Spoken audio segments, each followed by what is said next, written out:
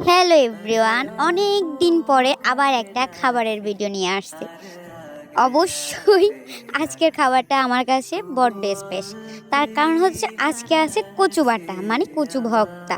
আমার সবচেয়ে বেশি প্রিয়, অনেকেরই আমার হয়তো বা এটা পছন্দের, বাট জানেন।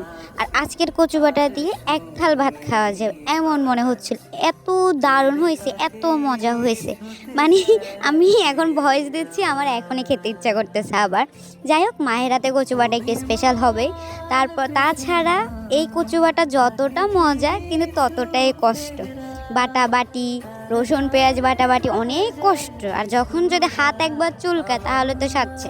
তো যাই হোক, মা অনেক কষ্টের পরে কিন্তু এগুলো বানাইছে। আপনারা যদি কখনো এরকম আমাদের নোয়াখালীলা ভাবে কচু বাটা দেখতে চান তাহলে আমাকে অবশ্যই জানাবেন কমেন্টে, আমি আপনাদেরকে কচু বাটার রেসিপিটা দিব। যাই হোক, আজকের মেনুতে ছিল কচু বাটা, ভাজি, আর ছিল মাছের তরকারি। তো এটা দিয়ে আজকে খাওয়া দাওয়া করলাম, প্রচণ্ড ভালো লাগছে খাওয়া দাওয়া করতে। তবে সবচেয়ে বেশি আমার মনে হয় কচু বাটা দিয়ে এক থাল ভাত খাওয়া যাবে।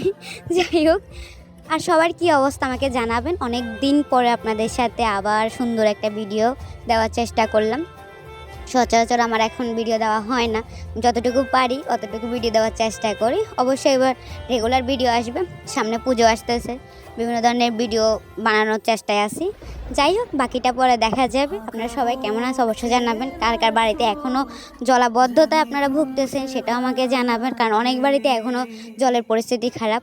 যাই হোক, সবাই ভালো থাকবেন, সুস্থ থাকবেন। আর আমার পেজে যদি না থাকেন তাহলে ফলো দিয়ে আমার পেজের সাথে থাকবেন।